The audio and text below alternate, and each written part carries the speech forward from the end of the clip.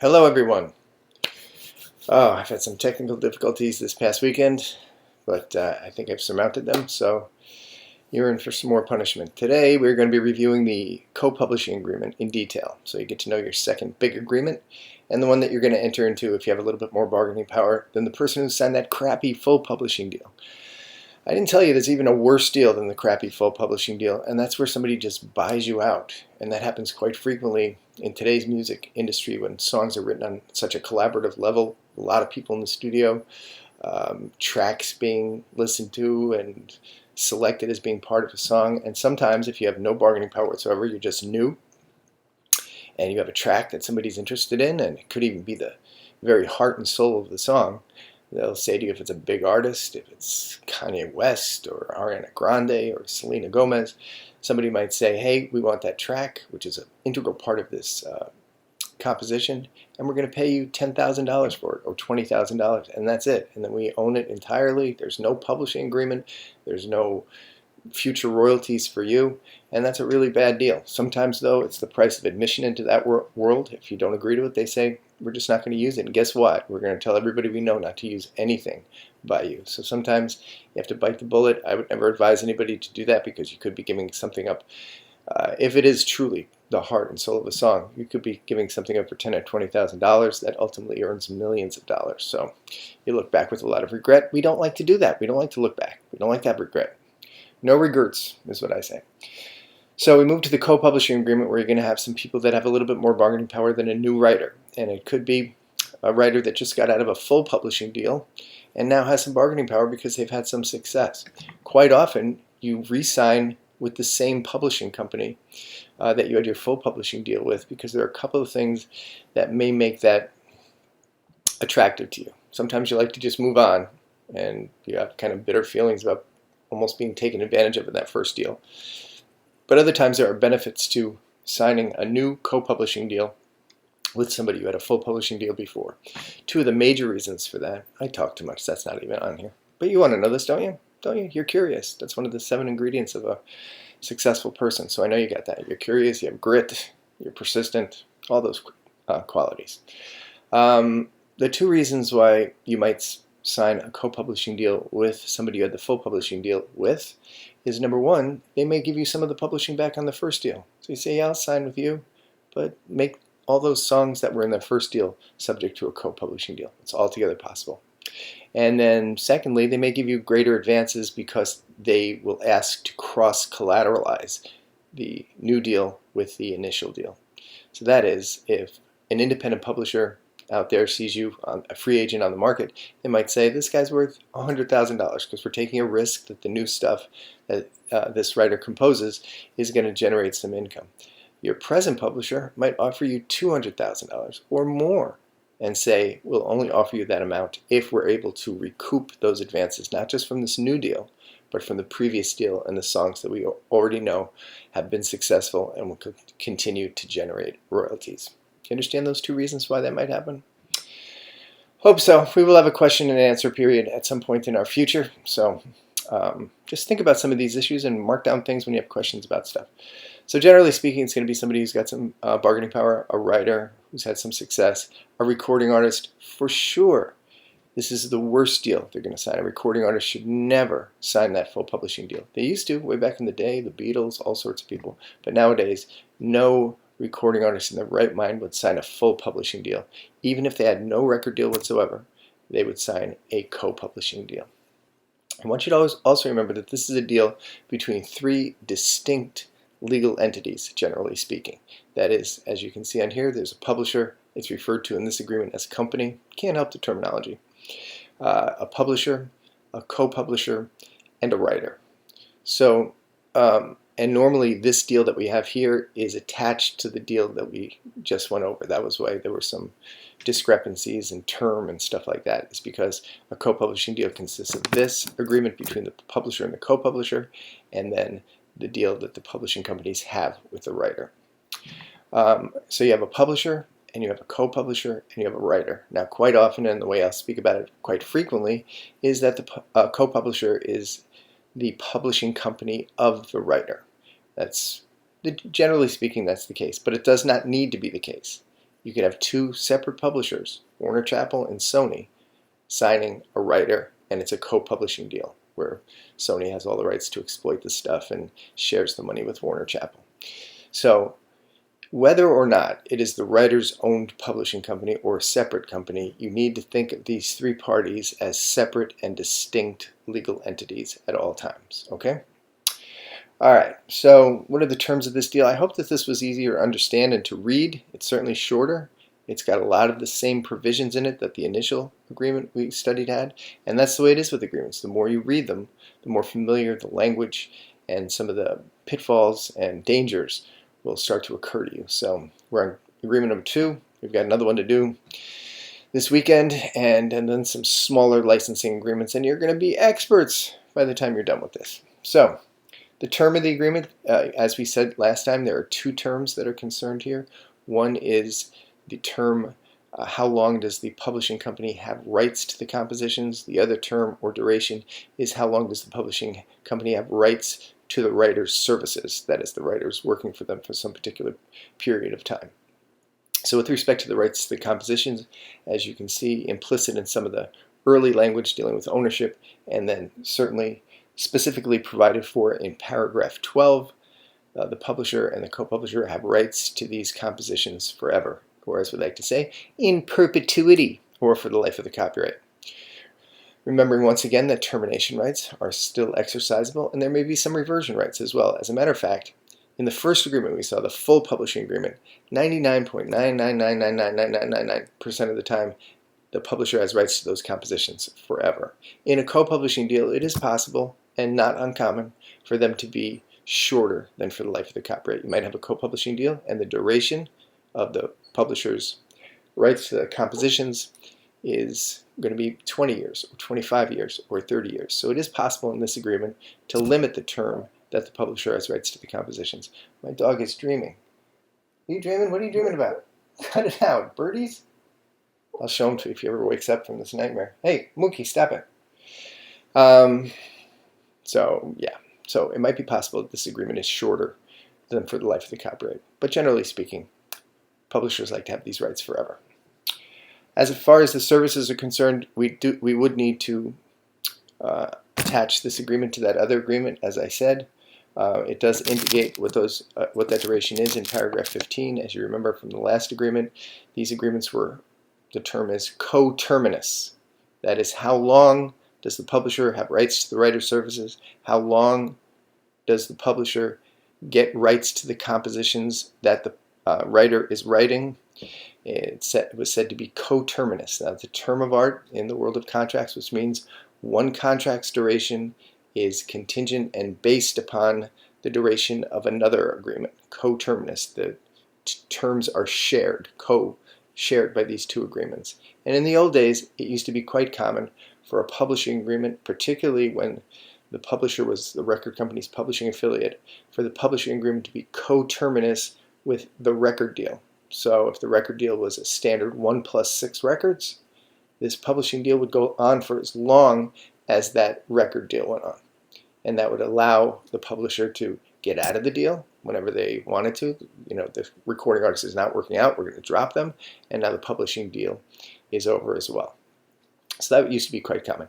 That's too long of an agreement for any writer, and that was usually early in a writer's career, a writer-artist's career, usually before they had a record out. And if you sign a deal like that for 1+6 or 7 albums, that deal is forever, because you figure you don't do an album, especially these days, once every 2 years, and if you did a 6-album deal, that's 12 years that you're signing this crappy deal for.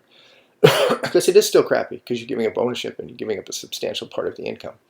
And I think the recent case we had of Kanye West was that very situation, is that he signed a deal in 2004, and I believe, just implicit in some of the articles that I read, that deal was coterminous with his record deal, and that's why the publishing agreement signed in 2004 was still in effect in 2020. So you never want to do that.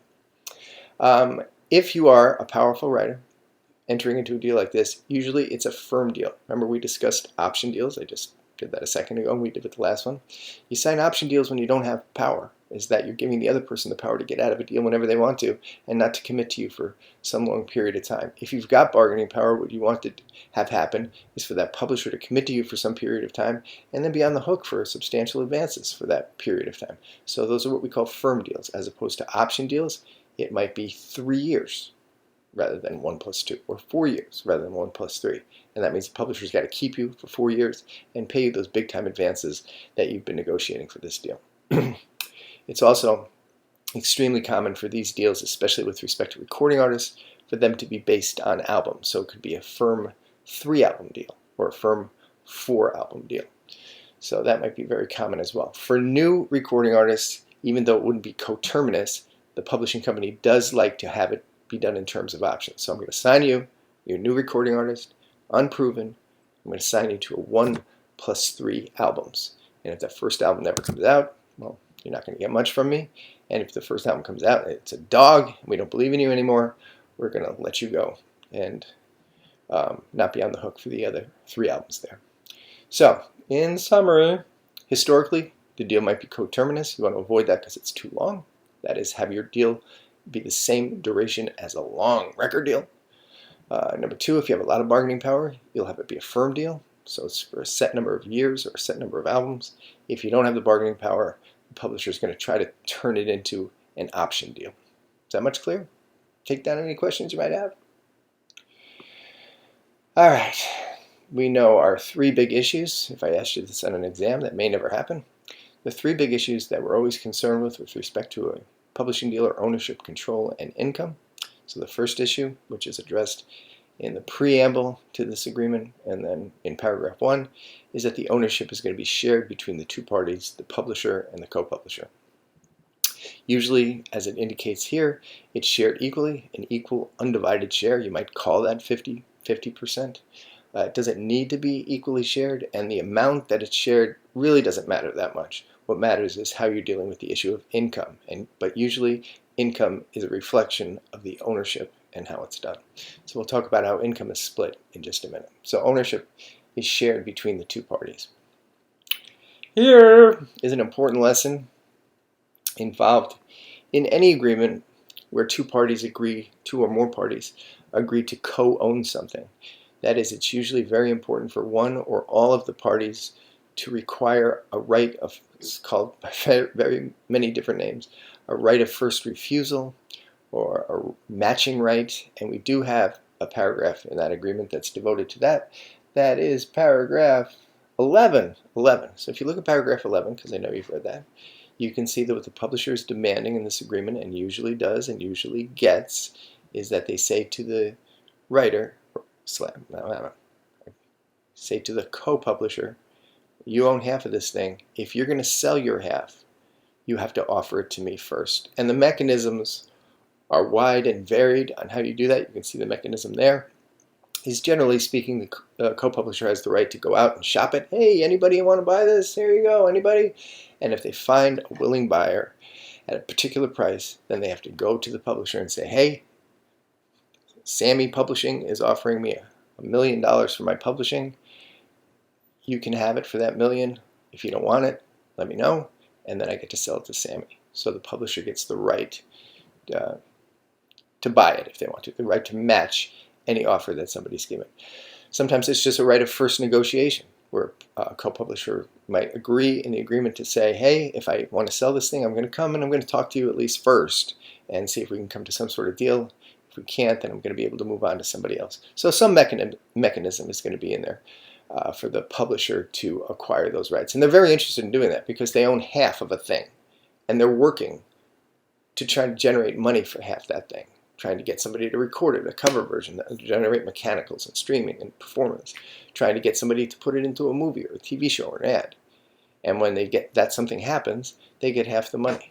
It'd be nicer if they had 100% of that copyright. They're performing the same effort, duty, resources devoting to exploiting this material, except that when they get something for it, they get twice the money rather than half. So usually, if it's a valuable piece of property, the publisher will try to match that right and acquire all the rights to it and have a 100%er, which nothing publisher loves more than a 100%er. So there you go. All right, let me know if you have any questions on what that is. A matching right. Let's call it a matching right so it's not. Or right of first refusal. That is, the publisher has the right to refuse to buy it before anybody can purchase that material. All right, control. And you can see here something that I really want to reinforce and really kind of underscore with the fact that these aren't universal terms that we're applying to stuff. You can see already I'm calling somebody a publisher in my version of summarizing this agreement, and this agreement is calling somebody company. So there's not universally agreed to terms for how we talk about things. In my world, a co-publishing agreement, only one publisher has the right to exploit that material. Because that's the case in so many of these agreements, particularly and especially and 100% of the time when you're dealing with an artist-owned company, is because the publisher doesn't want that passive vest pocket desk drawer company working on this thing. They are ill-equipped to perform publishing functions. So the publisher wants all the control on being able to do stuff with this material. So as you can see in paragraph 3, the publisher is the sole administrator of this material. There are agreements where publishers do share administration rights. I just like to refer to that. I just like to give those agreements different names to distinguish from the standard co-publishing agreement where only one publisher has the right to do that stuff. So if you do come across an agreement where the administration and ownership are both shared, you have two publishers, they co-own the material, and either publisher can license this material, call it something else. Call it a joint publishing deal, call it a joint administration deal, call it a co-administration deal, and that would be, I think, be more accurate in most people's minds to do so. Also, even if you, now remember just these contractual lessons, that even when you're forced to do something, it doesn't mean you can't require some things. That is, only recently have co-publishers, artists/writers, recognized the fact that I understand you want to deal with all this stuff and you don't want me messing with it because I don't have the capacity really to act as a publisher. So here you go. Here's all the administration rights. But you know what? After some period of time, I think I should be able to have some administration rights. That is, we should be able to share administration on this stuff. That is, if 5 or 10 years have passed, these songs are not on the front burner for you.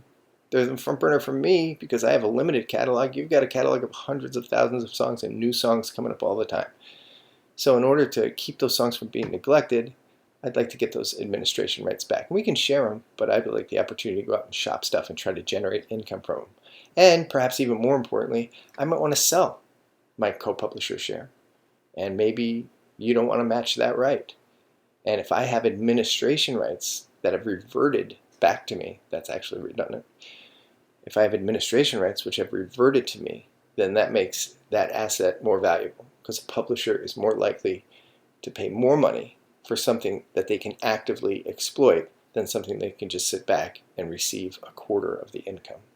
So it's really, really important. And I can tell you, I advised people to do it a long time ago. It really wasn't normal. Now it's normal for administration rights, co-administration rights, to revert to the co-publisher after some period of time. Very, very important and valuable. Also, please remember that indicative of the greater bargaining power that you have, you probably have the right to put many more restrictions on the publisher. Remember, if you're signing the full publishing agreement, maybe you can carve out chips or X-rated movies or whatever, political campaigns that they can't license stuff to. When you got more bargaining power, you can put a lot more restrictions on them as long as you're not asking for more, as long as you're not asking for them to risk too much in advances. You can sometimes, and for many, many, many artists/writers in particular, they put blanket prohibitions on issuing anything but routine licenses. That is, if you want to put it into any movie, if you want to put it into any TV show, if you want to put it into any advertisement, you have to come and get my consent. Lots of artists/songwriters have that. Led Zeppelin had that, and they didn't license anything for years and years and years. They didn't need the money. They didn't want their songs polluted like that. And then eventually they loosened up just a little bit. I think the first thing they did was Almost Famous, the Cameron Crowe movie, because Cameron Crowe was friends with them, and it was actually sort of loosely, the movie was loosely based on them. And then they did a Cadillac commercial, I think like 5 years ago or something like that, which I'm going to guess cost Cadillac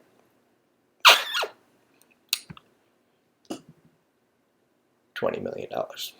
So, but they don't license anything. There's also a weird situation with the Doors. You know them? Riders on the storm, boom, boom, boom, boom, boom. Riders on the storm. Don't ever put a camera on me, God.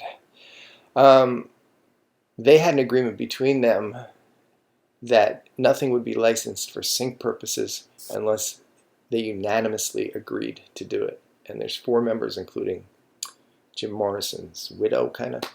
And one of the people won't ever agree to stuff. And a couple of them are hurting for money. They could be making millions upon millions of dollars because one person says no. The publisher can't do anything with their material. Crazy, crazy, crazy. All right. That's everything there. Income. We know that income, ownership, control, and income. Wow. We're already to income.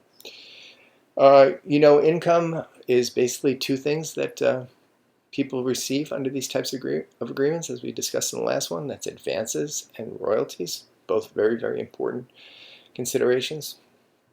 I tried to give you an range for advances for a new writer. I don't know what I gave you, 15 to 30, 20 to 35, something like that for a new writer, which is where most of them are going to end up. Some less, some a little more, who knows.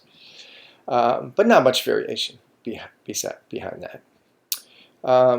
For co-publishing agreements, the range is just infinite, so it's hardly worth even establishing. Whoa, what happened there? Hardly worth even establishing a range. Because you can have kind of a middle-of-the-road kind of successful writer. You could maybe make 80,000, 100,000, maybe more. It could be a really good writer and a writer/artist that people have a lot of belief in. It could be when 50 Cent came out with his first album. That was it. He never had anything before. He was given an advance of $1 million with no track record at all. But there were certain things that led them to believe that there was going to be some sort of action with his record, and I'll show you how they probably determined that figure for him. What you really want to do is you want to put a lot of risk onto the publisher, and the publisher wants to resist that risk. A very famous case of, have you heard of the band U2 and the advances that they received? After they got done with a few of their early albums, which were moderately successful, platinum-selling albums in a day where lots of people sold platinum, a guy by the name of Fred Bienstock offered them $5 million, and people were like, what the hell? But their U2's manager, Paul McGuinness, was a tough negotiator, and that was top dollar. So $5 million. And at a time where the mechanical statutory rate was 4 cents, and people were paid 3/4 of that, so 3.3 cents per song times 10 songs, that's 30 songs a record. How many records do you have to sell to generate $5 million? A lot. But Fred Bienstock, Bienstock, who had a really interesting history in this business. He started out in the stockroom or mailroom of Chappell Music, which is a predecessor of Warner Chappell Music. And then he became a plugger there, worked his way up, as you're going to. Then he moved to another publishing company. Then he got involved with Elvis and started Elvis. He started picking songs for Elvis. And he started a publishing company, and every time Elvis picked a song, well, Elvis had to be listed as a co-writer or share in the publishing or share in the royalties. It was called the Elvis tax, and built up a huge publishing company there, and eventually bought Chappell Music, the place where he started in the mailroom, and then sold it to Warner some years later to create Warner Chappell. Anyway, he gave U2 $5 million, which seemed excessive, but the next album they put out was Joshua Tree, and allegedly between the mechanicals and the performance money from With or Without You, don't make me sing, that album recouped in 6 months. Recouped that $5 million in somewhere between 6 and 9 months. So yeah, bet right, and you're big time successful. So those things can be all over the place. There is kind of a royalty, there is kind of historically a method by which people tried to determine these advances, And I'm going to stop for a minute, break these up into 2 lectures, and get into some serious math. So get your papers, pencils, calculators, abaci ready for Chapter 2. Thanks.